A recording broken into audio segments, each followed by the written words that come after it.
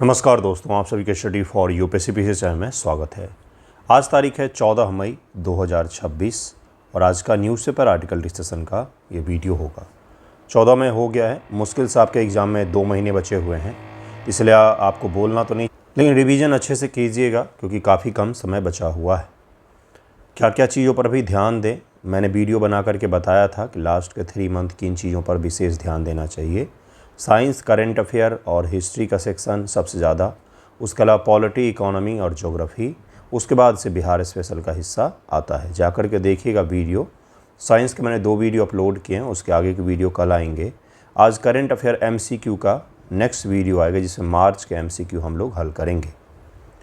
देखिए आज का पहला टॉपिक क्या होगा, तो आज का पहला टॉपिक होगा कि सरकार ने, प्रधानमंत्री मोदी जी ने चेतावनी दी थी और रिक्वेस्ट किया था लोगों से कि आप गोल्ड कम ख़रीदें, बाहर घूमने ना जाएं, इस तरह की पेट्रोल डीजल का खपत कम करें। उसी के क्रम में भारत सरकार ने एक काम किया है, गोल्ड सिल्वर इंपोर्ट ड्यूटी जो है उसे बढ़ा दिया गया है ताकि इंपोर्ट जो करने वाले लोग हैं वो हताहत हों, मतलब हतोत्साहित हों, सही शब्द ये होगा, और वो इंपोर्ट कम करें जिससे देश का जो विदेशी मुद्रा है वो सुरक्षित रहे, वो ज़्यादा खर्च ना हो। इसको ज़रूर ध्यान में रखिएगा। इस टॉपिक को जरा हम लोग देखेंगे, करेंट अकाउंट देखेंगे, पूंजीगत खाता क्या होता है, चालू खाता क्या होता है। प्रीलिम एग्जाम में यहाँ से सवाल पूछे जा सकते हैं। इसके अलावा और 2-3 टॉपिक है जहाँ से सवाल बन सकते हैं, एक एक करके शुरू करते हैं। देखिए आज का पहला टॉपिक क्या है। अगर आपको डेली प्रैक्टिस के लिए, डेली 100 सवालों को प्रैक्टिस के लिए जोड़ना हो कि डेली मैं कम से कम 100 सवालों का प्रैक्टिस करूँ, नए और बेहतरीन सवाल, तो ज़रूर ही जुड़िएगा, काफ़ी बेहतर रहेगा टॉपिक वाइज रिवीजन के लिए। चीपर ग्रुप में जुड़ सकते हैं मैसेज करके। हुआ क्या है, तो सरकार ने effective import duty, total effective import duty जो होता है वो गोल्ड और सिल्वर पर 15% के करीब में बढ़ा दिया गया है। इसके पीछे एकमात्र कारण जो बताया जा रहा है वो क्या है, तो एक ही कारण है कि भाई हमारे विदेशी मुद्रा को बाहर जाने से बचाना है, क्योंकि वेस्ट एशिया क्राइसिस के कारण से, तेल के दाम बढ़ने के कारण से हमारा विदेशी मुद्रा भंडार जो है बहुत तेज़ी गति से कम हो रहा है। पिछले 2 से 3 महीनों में $38 बिलियन की कमी आई, लेकिन चुनाव का माहौल था इसलिए सरकार ने चुपचाप बिना कुछ बोले हुए इस घाटे को सहन किया। लेकिन जैसे ही अब चुनाव वगैरह ख़त्म हुआ है तो सारा घाटा, सारी जिम्मेदारी जनता के ऊपर में डाल दी गई है। भारत के लिए विदेशी मुद्रा भंडार को बचाने और रुपये को ऐतिहासिक गिरावट से रोकने के लिए केंद्र सरकार ने गोल्ड और चांदी पर कुल प्रभावी आयात शुल्क को बढ़ा करके 15% कर दिया है। इससे क्या होगा? क्या इससे केवल जेम्स एंड ज्वेलरी इंडस्ट्री ही प्रभावित होगा? बिल्कुल भी नहीं। जो हम सपना देखते हैं कि इलेक्ट्रॉनिक मैन्युफैक्चरिंग हब बने, भारत मैन्युफैक्चरिंग का हब बने, तो बहुत सारे इलेक्ट्रॉनिक उपकरण होते हैं जिसमें गोल्ड एंड सिल्वर का उपयोग किया जाता है। इसके अलावा भी बहुत सारी इंडस्ट्रीज़ होती है जहाँ पर इसका उपयोग होता है, तो सभी इंडस्ट्री पर प्रभाव पड़ेगा। कोई कलेक्टिव रूप से केवल जेम्स एंड ज्वेलरी पर ही नहीं, बल्कि मैन्युफैक्चरिंग से रिलेटेड जैसे इलेक्ट्रॉनिक्स उद्योग इंडस्ट्री जो है उस पर भी कहीं न कहीं प्रभाव जरूर ही पड़ेगा।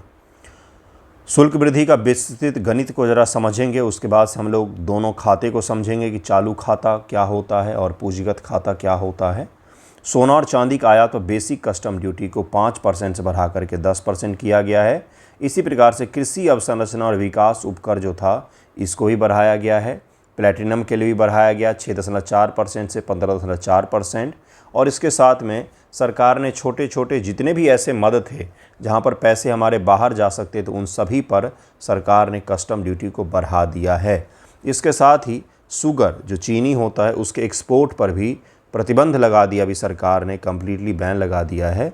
कुछ कंडीशंस को छोड़ करके बाकी एक्सपोर्ट पर भी बैन लगा दिया। अर्थात हम अपने इसेंशियल आइटम्स को स्टोर करना चाहते हैं क्योंकि क्राइसिस कुछ बड़ा आने वाला है जिसके बारे में सरकार ने अभी तक नहीं बताया है। इसलिए सरकार जो अति आवश्यक चीज़ें हैं, खाद्य की वस्तुएं हैं, उनको स्टोर कर रही है, उनको एक्सपोर्ट नहीं कर रही है। और उसके साथ में ऐसी चीज़ें जिसको खरीदने पर विदेशी मुद्रा का खपत ज़्यादा हो रहा था उस पर भी सरकार ने रोक लगाना शुरू किया है। डायरेक्ट रोक नहीं लगा सकते हैं तो इनडायरेक्टली सरचार्ज बढ़ा करके, टैक्स बढ़ा करके, कस्टम ड्यूटी बढ़ा करके प्रोत्साहन को कम किया जाता है ताकि कोई भी इस चीज़ को खरीदने से बचें। 15% कस्टम ड्यूटी आपको लग रहा होगा 15% ही है, लेकिन जब खरबों रुपए का कोई सोना मंगाता है, अरबों का सोना व्यापारी मंगाते हैं तो उस पर 15% बहुत ज़्यादा हो गया है ना। प्लेटिनम पर प्रभावी आयात शुल्क 6.4 से बढ़ करके 15.4 हो गया है। ज़रा इमेजिन कीजिए कितना परसेंट बढ़ गया है, लगभग में 9% के आसपास। फाइंडिंग्स, गहने के छोटे हिस्से जो होते हैं, सोने चांदी के फाइंडिंग जैसे हुक, पिन, पेंच पर भी आयात शुल्क बढ़ा दिया गया है। सरकार पूरी तरीके से जेम्स एंड ज्वेलरी इंडस्ट्री को अभी कह रही है कि कृपया कायदे में रहें और चीज़ों को ना खरीदें। इस तरह की स्थिति बन गई है, जबकि जेम्स एंड ज्वेलरी इंडस्ट्री जो है भारत के एक्सपोर्ट का सबसे बड़े हिस्से में से एक है। उस इंडस्ट्री पर इस प्रकार के प्रतिबंध सरकार लगा रही है। निश्चित तौर पर कुछ बड़ा इकोनॉमिक क्राइसिस है। सरकार ने क्यों इस प्रकार के कदम उठाए? तो विदेशी मुद्रा के भारी बहिर्वाह को रोकना, मैसिव आउटफ्लो ऑफ फॉरेक्स जो था उसको रोकने के लिए सबसे पहले यह काम किया गया है। पिछले 2 से 3 महीनों में हमारे $38 बिलियन के फॉरेक्स बाहर जा चुके हैं, जिस पर अब रोक लगाने की आवश्यकता है। क्यों ऐसा हो रहा है? क्योंकि $50 का जो तेल हमें मिलता था उसके लिए हमें $120 के अप्रॉक्स पे करना पड़ रहा है, 2 गुने से भी ज़्यादा। तो अगर हम कहीं और पर कटौती नहीं करेंगे तो सारा पैसा तो हमारा इसी में चला जाएगा, है ना। अब बहुत जल्द ही इस सप्ताह या नेक्स्ट वीक तक तेल के दाम भी बहुत तेज़ी गति से बढ़ेंगे। 19 से 20 रुपये के हिसाब से एक बार में बढ़ाए जा सकते हैं। रुपए का ऐतिहासिक निचला स्तर हो गया है। आवश्यक आयातों पर प्राथमिकता दी जाएगी। ऐसे आयात जो हमारे लिए बहुत ज़्यादा ज़रूरी हैं, जैसे कि फर्टिलाइज़र इत्यादि, डिफेंस रिक्वायरमेंट है, कैपिटल गुड्स है या फिर क्रूड ऑयल हैं, ये सब हमारे लिए अति आवश्यक हैं। इन्हीं के इंपोर्ट को केवल हम प्रोत्साहित करेंगे, इंपोर्ट को बना करके रखेंगे, बाकी हम किसी भी चीज़ पर पैसा खर्चा नहीं करेंगे। ऐसे समझिएगा आप इस चीज़ को। एक घर है, ठीक है, घर में मान लीजिए थोड़ा बहुत संपत्ति, 1 लाख रुपए है घर में, लेकिन यही मात्र बचा हुआ है। इकोनॉमिक क्राइसिस है, कमाई बंद हो गया है। इस 1 लाख को कहाँ खर्च किया जाएगा? खाद्य वस्तुओं पर, तेल पर, या फिर गोल्ड की ज्वेलरी खरीदने पर खर्च किया जाएगा, या फिर घर बनाने पर खर्च किया जाएगा, मूवी देखने पर खर्च किया जाएगा? किस पर किया जाएगा भाई? घूमने फिरने पर किया जाएगा क्या? बिल्कुल भी नहीं। इसी प्रकार से देश भी है। देश को एक घर मानिए। देश के सामने आर्थिक क्राइसिस है। अब देश के पास जितना पैसा है, जैसे इसमें 1 लाख रुपए आपके घर में था और यहाँ पर है कुछ बिलियन डॉलर हैं, 600 के आसपास है। तो अब उस 600 बिलियन डॉलर को हम कहाँ पर खर्च करना चाहेंगे? विपत्ति के समय के लिए स्टोर करके और केवल इसेंशियल चीज़ों पर ही तो खर्च करना चाहेंगे, जब तक कि कमाई फिर से शुरू हो ना जाए। बस यही चीज़ तो यहाँ पर भी हो रहा है। अब आप समझ गए होंगे कि क्या है। चालू खाता घाटा पर सोने का बहुत ज़्यादा प्रभाव पड़ता है, क्योंकि हमारे इंपोर्ट का जो बिल है, हमारे जो खर्च का बिल है, उसमें तेल के बाद से सबसे ज़्यादा डॉलर जो हमें देना पड़ता है वो है गोल्ड के लिए। क्योंकि गोल्ड का खपत भारत में हद से ज़्यादा, हर घर में ही गोल्ड होता है। कच्चे तेल के बाद सोना भारत के आयात बिल का दूसरा सबसे बड़ा हिस्सा है। यह एक बहुत ही महत्वपूर्ण तथ्य है। मात्रा घटी है लेकिन बिल बढ़ गया है। वॉल्यूम अगर हम लोग देखेंगे ना गोल्ड इंपोर्ट का, इंपोर्ट कम हुआ है गोल्ड का पिछले वर्षों की तुलना में, लेकिन चूंकि गोल्ड का प्राइस जो है वो बहुत ज़्यादा बढ़ गया है, इसलिए सरकार को अब ज़्यादा पे करना पड़ा है। ये आपको ध्यान रखना है। जब गोल्ड का प्राइस ज़्यादा होता है तो सरकार को फॉरेक्स ज़्यादा खर्चे करने पड़ते हैं। देखिए क्या है कि वित्तीय वर्ष फाइनेंशियल 26 से भारत के सोने का आयात वास्तव में 757 टन से 721 टन हो गया। कितने टन गोल्ड की इंपोर्ट कम हुई है ना। लेकिन हुआ क्या? लेकिन अंतर्राष्ट्रीय बाज़ार में सोने की दाम जो हैं यह 40% से बढ़ गए हैं। अब इस बढ़ने के कारण से क्या हुआ? इंपोर्ट तो कम हुआ है गोल्ड का, क्योंकि गोल्ड का दाम बहुत ज़्यादा बढ़ गया तो लोग कम खरीद रहे थे, लेकिन फिर भी सरकार का जो बिल है इंपोर्ट का बिल वो $71.97 बिलियन हो गया, जो $58 बिलियन हुआ करता था। 24% के आसपास उछाल इसमें आपको देखने को मिलेगा। ठीक है, तो आपको समझ में आ गया होगा पूरा गणित की क्या चीज़ें हैं ये। कच्चे तेल का संकट भी है, जिसके कारण से सरकार ने इस प्रकार के प्रयास किए हैं। अब भारत सरकार का ना 2 प्रकार का अकाउंट होता है खरीद बिक्री के लिए। एक तो होता है भाई पैसा कहाँ से आ रहा है, तो राजस्व वगैरह का अकाउंट होता है, वो तो आपको पता होगा, राजस्व खाता, पूंजीगत खाता जो अलग होता है। यहाँ पर 2 प्रकार के खाता होते हैं सरकार के, एक होता है चालू और एक होता है पूंजीगत खाता, जिसमें सरकार क्या करती है? खरीद बिक्री का काम करती है। ठीक है, तो पहला है करेंट अकाउंट, जिसको कहा जाता है करेंट अकाउंट डेफिसिट। हम लोग पढ़ते हैं ना CAD, चालू खाता घाटा, चालू खाता घाटा हम लोग पढ़ते हैं। तो यही चालू खाता क्या है, चालू खाता क्या होता है? यह खाता देश के उन सभी लेन देन का रिकॉर्ड रखता है जो हमारे दैनिक जीवन या रोज़मर्रा के व्यापार से जुड़े हुए हैं। इनमें मुख्य रूप से वस्तुओं और सेवाओं का आयात निर्यात शामिल होता है। वस्तु और सेवा को जो मैंने गोला किया है वो ऐसे ही नहीं किया है, स्टेटमेंट डाल करके पूछा जाता है कि करेंट अकाउंट में केवल वस्तुओं का आयात निर्यात शामिल होता है क्या? क्या केवल इसमें आयात का बिल शामिल होता है क्या? तो आयात निर्यात दोनों ही होता है, वस्तु और सेवा दोनों ही होता है।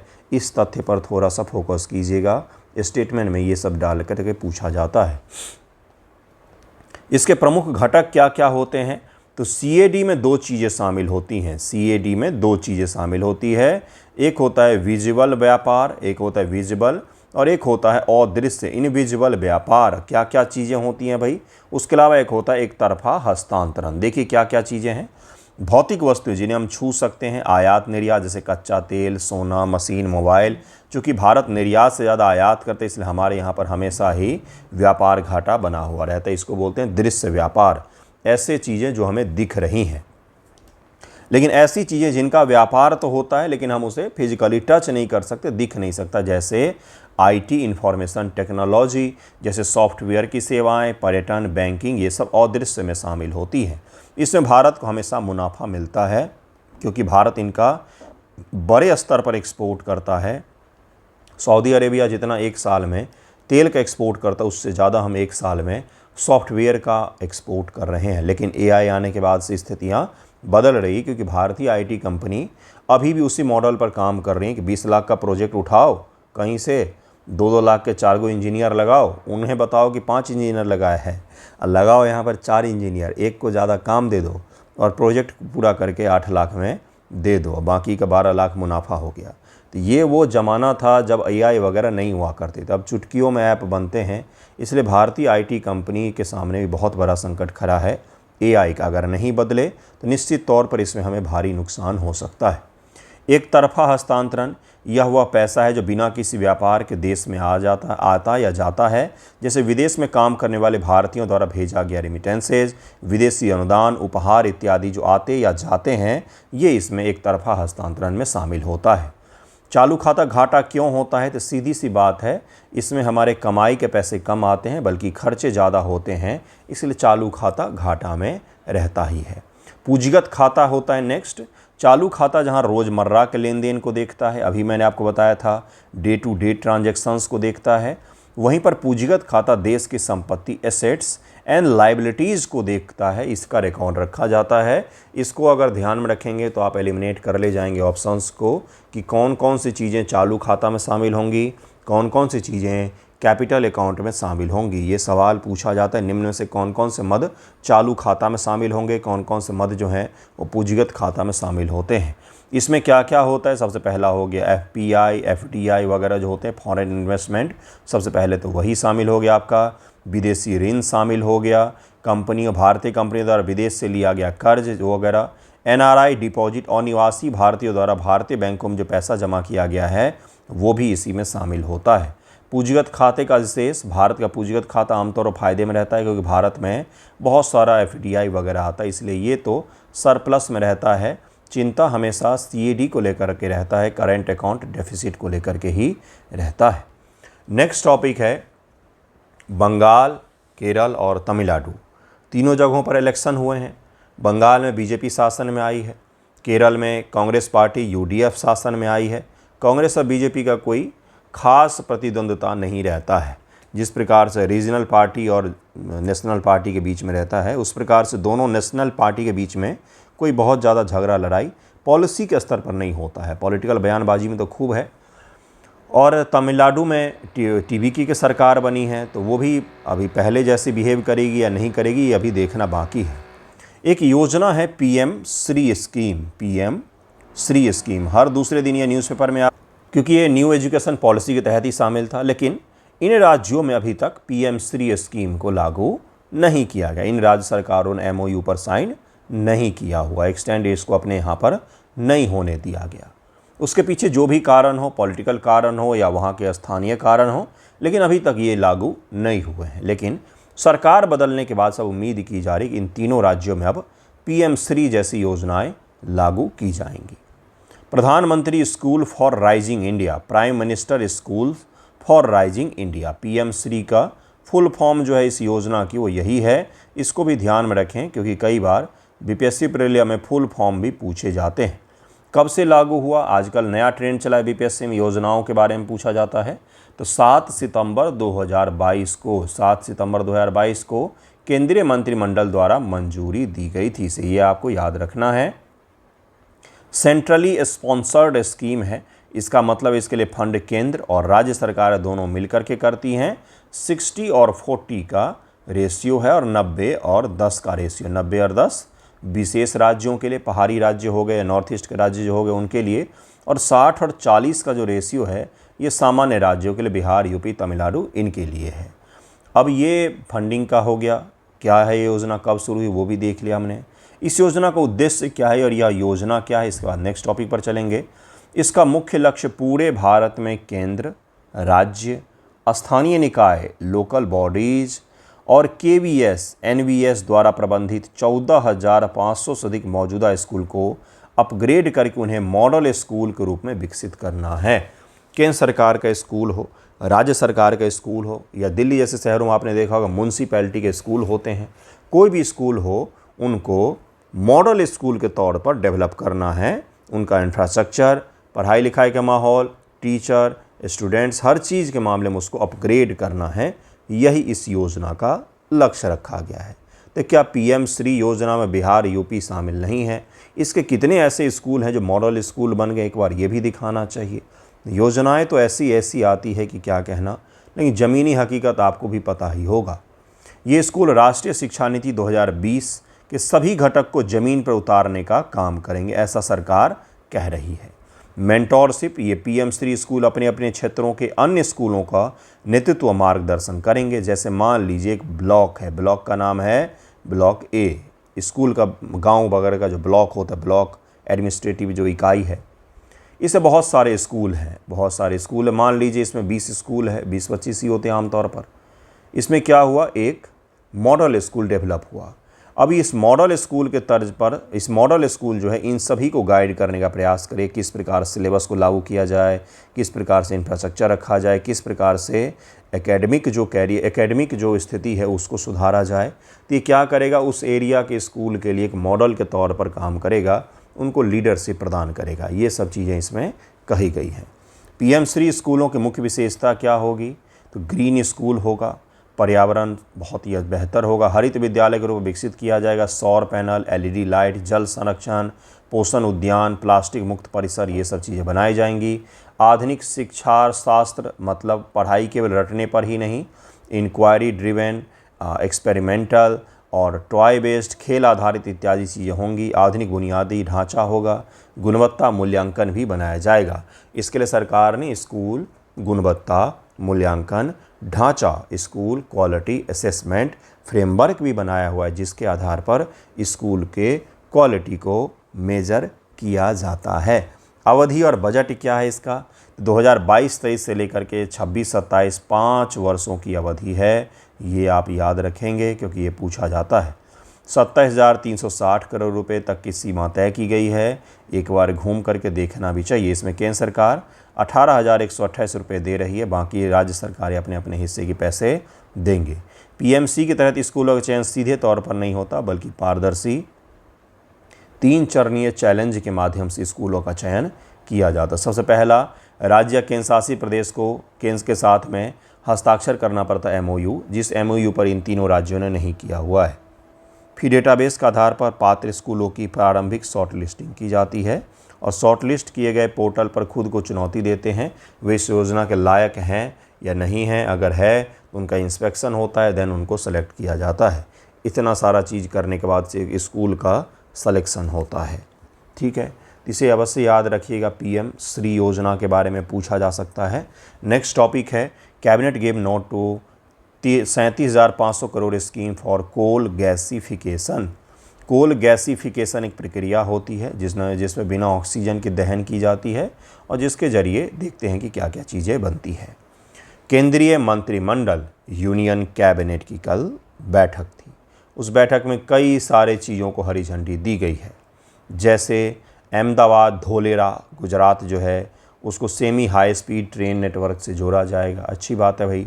उसी प्रकार से कई सारी योजनाओं के बारे में चर्चा हुई है, तो उसी में से एक है ये कोल गैसीफिकेशन, जिसको कहा जाता है। क्या कहा जाता है? कोल गैसीफिकेशन। नाम से थोड़ा बहुत क्लियर हो रहा होगा, बाकी हम लोग और क्लियर करेंगे। केंद्रीय मंत्रिमंडल ने कोयला और लिग्नाइट को सिन गैस में बदलने के बढ़ावा देने के लिए 37,500 करोड़ रुपए की नई योजना को मंजूरी दी है। कोल एंड लिग्नाइट जो होते हैं इनको हम किस में बदलेंगे? तो सिन गैस में बदलेंगे। इसके लिए यह योजना लाई गई है। ठीक है, पहला तो यही आपको क्लियर होना चाहिए। लक्ष्य क्या है, उद्देश्य क्या है, लक्ष्य क्या है भाई?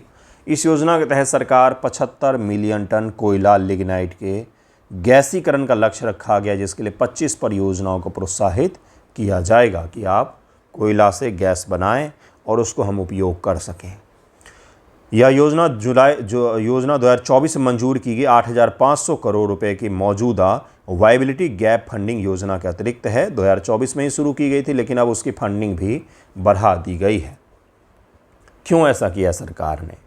तो भाई तेल गैस इत्यादि का संकट हो रहा है ना। तो अपने यहाँ पर तो रिवाज है भारत में, जब भोज हो रहा होता उसी समय सब्जी लगाने जाते हैं कि अब सब्जी बो दिया है, सब्जी निकलेगा तब फिर उसको काटेंगे, तब फिर भोज में खाएंगे। तो ऐसा ही कुछ है, जब संकट आ गया है तब अब कोल गैसीफिकेशन शुरू किया, जिसके प्लांट को इस्टेब्लिश होने में ही 6 महीना लग जाएंगे गुरु, है ना। तब तो पता चला संकट टल गया, फिर पैसा कहाँ गया तो पता नहीं। तो इस प्रकार से चीज़ें थोड़ी सी ज़्यादा होती हैं। कारण मैं बता रहा हूँ, कारण क्या है? आयात निर्भरता को कम करना। हाँ, कहाँ बेनिफिट करेगा? भले अभी ना करे, ये तात्कालिक रूप से मदद ना करे, लेकिन वाकई अगर स्थापित हो जाता है तो निश्चित तौर पर हमें जो तेल गैस के लिए बाहर से हमें निर्भरता है हमारी, वो धीरे धीरे करके कम हो सकती है। तो बहुत ही बेहतर प्रयास है ये, इसको अवश्य ध्यान में रखें। भारत के पास कच्चे तेल प्राकृतिक गैस का सीमित भंडार है, इसलिए एलएनजी, यूरिया, अमोनिया, मेथनॉल इत्यादि का आयात करना पड़ता है। इस आयात पर हमारी निर्भरता निश्चित तौर पर लॉन्ग टर्म में आने वाले समय में यह कम करेगा। विशाल कोयला भंडार का उपयोग, भारत के पास विश्व का चौथा सबसे बड़ा कोल भंडार है, जिसमें काफ़ी ज़्यादा कोयला है। तो सरकार अगर कोयला को डायरेक्ट नहीं जलाएगी, क्योंकि पर्यावरण को प्रदूषण होता है भाई, बहुत नुकसान होता है पर्यावरण का, इसलिए सरकार क्या कर सकती है? तो कोयला का गैसीफिकेशन कर सकती है, जिसका उपयोग कर सकते हैं वो तुलनात्मक रूप से कम नुकसान पहुँचाएंगे पर्यावरण को। अब जरा समझें कोयला का गैसीकरण क्या होता है या प्रक्रिया क्या है। प्रक्रिया के लिए इस प्रकार के संयंत्र का उपयोग किया जाता है, पहले हम लोग देखते हैं प्रक्रिया क्या है और क्या होता है गैसीकरण। कोयला गैसीकरण एक थर्मोकेमिकल, थर्मो का मतलब है गर्म, जब भी थर्मल आ जाए, थर्मो आ जाए गर्म, केमिकल थर्मोकेमिकल, जिसमें कोयले को जलाए बिना उच्च तापमान पर दबाव में हवा, ऑक्सीजन और भाप के साथ प्रतिक्रिया करा करके सिन गैस में बदला जाता है। ये ध्यान में रहेगा। क्या कर रहे हैं हम लोग? कोयले को जलाए बिना अत्यधिक दबाव पर, उच्च तापमान पर हम लोग रखते हैं, जला नहीं रहे उसको, हम लोग बस रखते हैं ऑक्सीजन और हवा की उपस्थिति में, तो वो सिन गैस परिवर्तित होता है। यही यहाँ पर कहा जा रहा है। सिन गैस क्या है? सिन गैस मिश्रण होता किस किस का? तो carbon monoxide CO2 plus H2 hydrogen भी हो गया, मीथेन CH4, इन सभी का युक्त एक मिश्रण होता है, और इस मिश्रण का उपयोग हम गैस में कर सकते हैं as a fuel. Syngas का उपयोग सिंथेटिक प्राकृतिक गैस SNG बनाने, बिजली उत्पादन, ऊर्जा ईंधन जैसे मेथनॉल, इथेनॉल, उर्वरक व रासायनों, अमोनिया को बनाने के लिए किया जा सकता है। इसीलिए हम इसको बनाना चाह रहे हैं कि कोल से हम अगर सिन गैस बना लेंगे, सोचिए अगर ये प्रोजेक्ट 15 साल 20 साल पहले शुरू हुआ रहता, 10 साल भी पहले से, या 2024 में भी शुरू हो गया रहता, तो आज कितने बड़े स्तर पर हमारी मदद कर रहा होता। क्योंकि फर्टिलाइज़र की जो समस्या आने वाली है ना खरीफ सीजन में, वो इतना बड़ा होगा कि भारत के इतिहास में सबसे बड़ा फर्टिलाइज़र शॉर्टेज आपको देखने को मिलेगा, क्योंकि फर्टिलाइज़र दुनिया में कहीं भी नहीं मिल रहा है। अभी तो खरीफ का सीज़न जब आएगा 2 महीने बाद, तब जाके हाहाकार मचेगा। तो इस प्रकार की चीज़ें नहीं हो पाती। कितना सारा चीज़ इससे मिल सकता है हमें। कोयला गैसीकरण की संपूर्ण प्रक्रिया क्या है? इसी प्रकार की प्रक्रिया है। कोयला गैसीकरण कोयला को सीधे जलाने की प्रक्रिया नहीं है, यह एक थर्मोकेमिकल प्रक्रिया जिसमें कोयले को बहुत उच्च तापमान पर दबाव और ऑक्सीजन भाप के साथ प्रतिक्रिया कराई जाती है, जिससे हमें सीन गैस मिलता है। सबसे पहले हम लोग क्या करते हैं, कोयला निकालते हैं और मॉइस्चर को उसमें से हटा देते हैं। दूसरा क्या करते हैं, यह इस प्रक्रिया का हृदय होता है। इस तैयार कोयले को एक विशाल भट्टी में डालते हैं और गैसीफायर करते हैं। इसको गैसीफायर करते गैसीफायर के अंदर बहुत हाई टेम्परेचर होता है, 700 से 1500 डिग्री तक का टेम्परेचर होता है जिसमें रखा जाता है। ध्यान रहे जला नहीं रहे, इतने ज़्यादा टेम्परेचर हम बस उसे रख रहे हैं। इसमें कोयले के साथ नियमित मात्रा में O2 और भाप को इजेक्ट किया जाता है। यहाँ पर कोयले का आंशिक ऑक्सीकरण होता है, यानी इसे पूरी तरह से जलने नहीं दिया जाता है, आंशिक होता है। पार्शली हम लोग इसको क्या करते हैं, ऑक्सीडेशन की प्रक्रिया करते हैं। तो इसके कोर में क्या उनसे प्रक्रिया है, तो ऑक्सीडेशन की ही प्रक्रिया है। ऑक्सीजन की उपस्थिति में जो प्रक्रिया होती है उसको ऑक्सीडेशन हम लोग कह देते हैं। इस चरण में कई महत्वपूर्ण रासायनिक प्रतिक्रियाएं होती हैं, जैसे भाप और कार्बन मिलकर के कार्बन मोनोऑक्साइड और हाइड्रोजन बनाते हैं, CO एंड H2 बनाते हैं। इसके जरिए हमें प्राप्त हो जाता है। गैसीफायर के अंदर उच्च तापमान के कारण कोयले मौजूद राख अन्य घुलनशील खनिज पिघल जाते हैं। इस पिघले हुए अपशिष्ट को स्लैग कहा जाता है। गैसीफायर के अंदर चूँकि टेम्परेचर बहुत ही ज़्यादा है, इसलिए कोयला के अंदर जो अलग अलग चीज़ें मिश्रित हैं, जो इम्प्योरिटीज़ हैं, वो पिघल जाती, उनको स्लैग कहा जाता है, जो मिट्टी के नीचे से बाहर निकल आता है। इस स्लैग का उपयोग सड़क निर्माण, सीमेंट इत्यादि उद्योग में भी किया जा सकता है। चौथा चरण होता है कच्ची गैस की सफाई और शुद्धिकरण किया जाता है। जो गैस मिलता है उसकी सफाई होती है, उसके बाद उसमें से इम्प्योरिटीज़ को निकाल देते हैं और इम्प्योरिटीज़ के निकालने के बाद से हमें जो प्राप्त होता है वही सीन गैस होता है। इस गैस को गैस क्लीनअप यूनिट में भेजा जाता है, जहां अत्याधुनिक फिल्टर का उपयोग करके सल्फर, टार, धूल के कण और अतिरिक्त जो CO2 होते हैं इसको अलग कर देते हैं, जिससे हम इसका उपयोग कर पाएँ। इससे हमें अंतिम उत्पाद क्या मिलता है, सीन गैस। यहाँ पर मुख्य रूप से कार्बन मोनोऑक्साइड, हाइड्रोजन, ये दोनों चीज़ों का मिश्रण होता है। पारंपरिक कोयले से बेहतर इसलिए होता है क्योंकि यह प्रदूषक जो है सीधे हवा में नहीं जाएगा और पॉल्यूशन भी यह कम फैलाता है, इसीलिए इसको पारंपरिक जो कोयला है उससे ज़्यादा बेहतर सीन गैस को माना जाता है। मीरा नायर का नाम आपने सुना होगा। मीरा नायर जी नई फिल्म बना रही हैं अमृता शेरगिल के जीवन पर। अमृता शेरगिल 20th सेंचुरी की प्रारंभिक काल के सबसे बेहतरीन पेंटर में से एक माना जाता है। इनको अमृता शेरगिल के ऊपर बना रहे। मीरा नायर कौन, तो जोहरान ममदानी का नाम आपने सुना होगा, न्यूयॉर्क के मेयर हैं, उनकी अम्मी जान है, मतलब मम्मी हैं, जो भी कहें आप, है ना। तो वही मीरा नायर जी फिल्म बना रही है। जानी मानी फिल्म निर्माता मीरा नायर अपनी आगामी फिल्म अमरी, क्या नाम है इसका, अमरी की घोषणा की। यह फिल्म 20वीं सदी की शुरुआत के प्रतिष्ठित भारतीय चित्रकार अमृता शेरगिल के जीवन और उनकी कला पर आधारित होगा। प्रीलिम में आजकल BPSC प्रीलिम में कल्चर के एंगल से बहुत सारे सवाल पूछे जा रहे हैं, वो भी करंट अफेयर के। जरूरी नहीं कि प्राचीन भारत के कल्चर से, बल्कि आज के सिनेमा, गीत, संगीत, दुनिया भर के पॉप म्यूजिक इत्यादि से भी सवाल पूछ रहा है। अवार्ड फंक्शन इत्यादि से भी सवाल पूछे जा रहे हैं। मुख्य कलाकार अभिनेत्री अंजिल शिवरामन हैं, फिल्म मुख्य कलाकार होंगी ये, और बाकी तो जयदीप अहलावत हैं और प्रियंका चोपड़ा जोनास हैं, ये सब भी इसके शामिल होंगे। लेकिन मुख्य रूप से मीरा नायर के द्वारा बनाया जा रहा है। मीरा नायर का नाम आपने सुना होगा, बहुत सारी मूवी बनाई है, जैसे सलाम बॉम्बे, और उसके अलावा और भी बहुत सारी मूवीज़ हैं। यह फिल्म 2 विश्व युद्ध के बीच के दौर में सेट है। यहाँ हंगरी, फ्रांस, भारत में उनके जीवन के सफ़र को दर्शाती है। मीरा नायर ने इसे फ्रांसीसी पटकथा लेखिका क्लारा रॉयल्स के साथ मिलकर के लिखा है। ये इनका नाम ध्यान में रखिएगा, ये फ्रांस की सबसे बड़ी जो हैं वो पटकथा राइटर में से एक हैं, दुनिया के जानी मानी राइटर में से एक हैं। इनके साथ मिलकर इनकी कहानी को लिखा गया है और उसके बाद अब फिल्म बनाया जाएगा। अमृता शेरगिल का महत्व और प्रभाव क्या है। अमृता शेरगिल ए लाइफ की लेखिका यशोधरा डालमिया के अनुसार शेरगिल की कहानी इसलिए भी बहुत साहसिक है क्योंकि उन्होंने एक महिला होकर भारतीय किला में आधुनिकता, मॉडर्निज्म को बढ़ावा दिया, वो भी उस समय में जब महिलाओं के लिए जीवन दूर था, बदतर था, बहुत ही बदतर था। ऐसी स्थिति में भी उन्होंने इस चीज़ को बढ़ावा दिया। मीरा नायर के बारे में तो जानते ही होंगे, सलाम बॉम्बे, मानसून वेडिंग जैसी शानदार फिल्में इन्होंने बनाई है और अब यह बनाने जा रही हैं। अमृता शेरगिल की कलाकृतियों की वैश्विक प्रदर्शनी वर्ष 2027 में आयोजित की जाएगी। ये भी आपको याद रखना। या पेरिस से शुरू होकर के लॉस एंजल्स, दोहा और अंत में नई दिल्ली आएगी, जहाँ एक अस्थायी प्रदर्शनी स्थापित करने की योजना है। अमृता शेरगिल की जितने भी कलाएं हैं उन सबको एक ही जगह प्रदर्शित किया जाए। लेकिन शुरू कहाँ से होगा? लॉस एंजल्स, अमेरिका, फिर दोहा और अंत में दिल्ली में यह प्रदर्शनी लाई जाएगी। आज का न्यूज़पेपर वीडियो यहीं पर एंड होता है। कई सारे बच्चे पूछते पीडीएफ कहाँ मिलेगा? पेड ग्रुप में पीडीएफ मिलता है। बहुत मेहनत लगता है, सुबह से 3 से 4 घंटे मुझे लगते हैं इसको बनाने में, इसलिए इसका पेड है पीडीएफ। आप जुड़ सकते हैं वहाँ पर, मामूली फी में आप ले सकते हैं सारे के सारे पीडीएफ। पूरे साल का भी मिल जाएगा आपको और एमसीक्यू भी आपको मिल जाएगा वहीं पर, जो मैं करंट अफेयर के करवा रहा हूँ या साइंस वगैरह के जो भी करवा रहा हूँ। धन्यवाद आप सभी का वीडियो देखने के लिए।